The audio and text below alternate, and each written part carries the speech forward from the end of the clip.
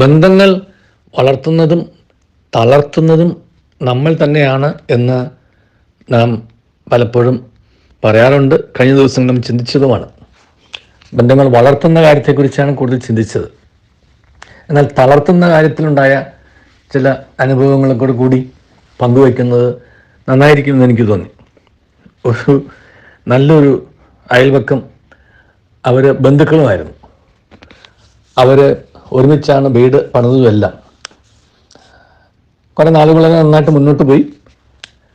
മക്കളുടെ വിവാഹമൊക്കെ കഴിഞ്ഞു. പുതിയ മരുമക്കളൊക്കെ വീട്ടിലേക്കൊക്കെ വന്നു. ഒരു 2 വർഷമൊക്കെ കഴിഞ്ഞപ്പോഴത്തേക്കും പയ്യൊരു മാന്യം, ബന്ധത്തിലൊരു മാന്യം വന്നു തുടങ്ങി. പോക്കുവരവ് കുറഞ്ഞു തുടങ്ങി. അങ്ങനെ അതൊരു വഴക്കിലേക്ക് കലാശിച്ചു. ചുരുക്കത്തിൽ പറഞ്ഞാൽ വഴക്ക് സ്വാഭാവികമായിട്ടും ഡിസ്പ്യൂട്ടാണല്ലോ, അവസാനം ലിറ്റിഗേഷനിലേക്ക് പോകുന്നു. ലിറ്റിഗേഷനിൽ ഒരു മീഡിയേഷന് വന്നു കഴിഞ്ഞപ്പോൾ അതിനകത്തൊരു വ്യക്തി പറഞ്ഞ ഒരു പരാമർശമാണ് ഇന്നത്തെ എൻ്റെ ചിന്താവിഷയം. ഒരു പാലം വെച്ചാൽ അങ്ങോട്ടും വേണം ഇങ്ങോട്ടും വേണം. വളരെ കൃത്യമായൊരു നിരീക്ഷണമായിരുന്നു. പാലം വെച്ചാൽ ഒരു വശത്തേക്ക് മാത്രമുള്ളൊരു യാത്രയല്ലല്ലോ പാലത്തിൻ്റെ ഉദ്ദേശം. ഇരുവശങ്ങളിലേക്കും ഉള്ള യാത്രയാണ്, അങ്ങോട്ടും ഇങ്ങോട്ടുമുള്ള യാത്രയാണ്. ഇത് ഒരു വശത്തേക്ക് മാത്രമാണെന്ന് കണ്ടപ്പോൾ ഞങ്ങൾ അതിൽ നിന്നും താനെ പിന്മാറിക്കഴിഞ്ഞപ്പോൾ തെറ്റിദ്ധാരണയായി. അവർക്കെന്തോ ഞങ്ങളെക്കുറിച്ച് തെറ്റിദ്ധാരണ വന്നു. അത് വഴക്കായി. പിന്നെ ഞങ്ങൾ മാറി. വളരെ നിസ്സാരമായ കാര്യങ്ങളേ ഉണ്ടായിരുന്നുള്ളൂ അവരുടെ പ്രശ്നങ്ങൾ തീർക്കാനായിട്ട്.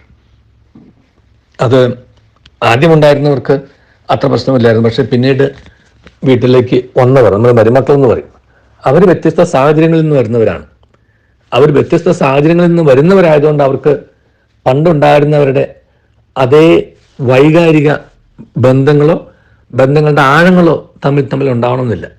പക്ഷേ ആ ബന്ധങ്ങൾ നിലനിർത്തണമെന്നും ആ ബന്ധങ്ങളാണ് ഇവിടുത്തെ ബലമെന്നും ആ ബലത്തിലാണ് നമ്മൾ ജീവിച്ചു പോകുന്നത് എന്നും ആ വീട്ടിലേക്ക് വരുന്നവരെ പറഞ്ഞ് മനസ്സിലാക്കുക എന്നുള്ളത് 2 കുടുംബത്തിൽപ്പെട്ടവരുടെയും ഉത്തരവാദിത്തമാണ്. പ്രത്യേകിച്ച് ആ കുടുംബത്തിലേക്ക് വന്ന് കയറുന്നതിന് മുമ്പ് തന്നെ ആ ബന്ധങ്ങളുടെ ഊഷ്മളത നിലനിർത്താനായിട്ടുള്ള ബോധപരമായ പരിശ്രമം ഉണ്ടാവണമെന്നും അവരെ ബോധ്യപ്പെടുത്തുക എന്നുള്ളത്. അവിടെ വന്ന പരാജയങ്ങളാണ് സ്വാഭാവികമായിട്ടും അകൽച്ചയ്ക്ക് കാരണം. എന്തിന് എന്നുള്ള ചോദ്യമാണ് ആദ്യം ചോദിച്ചത്. എന്തിന്? അവനവൻ്റെ കാര്യം നോക്കി നടന്നാൽ പോലെ. എന്തിന് അപ്പുറത്തെ കാര്യത്തിൽ ഇത്ര ആഹ്ലാദിപ്പെടുന്നു? എന്തിന് ഇത്ര കാര്യത്തിൽ അവരുടെ കാര്യത്തിൽ ഇങ്ങനെ ഇടപെടുന്നു? അവനവൻ്റെ കാര്യം നോക്കിയാണ് പോലെ. ആദ്യത്തെ ചിന്ത അതായിരുന്നു പറഞ്ഞതിൽ തെറ്റൊന്നുമില്ല. പക്ഷെ അവനവൻ്റെ കാര്യം മാത്രം നോക്കി നടക്കുന്നതല്ല ജീവിതമെന്നും അതിനപ്പുറത്തൊരു ജീവിതമുണ്ട് എന്നും ആ ജീവിതമാണ് ഞങ്ങളെ ഈ നിലയിൽ എത്തിച്ചത് എന്നും അവരെയൊക്കെ പറഞ്ഞ് മനസ്സിലാക്കാനും ആ ബന്ധങ്ങളിലുള്ള പാരസ്പരികതയും ആ ബന്ധങ്ങളിലുള്ള ആ ഊഷ്മളതയും ഒക്കെ ആണ് ജീവിതത്തിൻ്റെ ആത്യന്തികമായിട്ടുള്ള അല്ലെങ്കിൽ സ്ഥായിയായിട്ടുള്ള വിജയം എന്നും സന്തോഷമെന്നൊക്കെ വരുന്നവരെ പറഞ്ഞ് മനസ്സിലാക്കണം. അതിൻ്റെ അകത്ത് വന്ന അപാകതകളാണ് ഈ പ്രശ്നങ്ങളുടെ എല്ലാം കാരണം. അതുകൊണ്ട് അവരെ ഈ കാര്യങ്ങൾ പറഞ്ഞ് ബോധ്യപ്പെടുത്തി കഴിഞ്ഞപ്പോൾ പ്രശ്നങ്ങളെല്ലാം തീർന്നു. അവർ പഴയ സ്നേഹബന്ധത്തിൽ ആയി.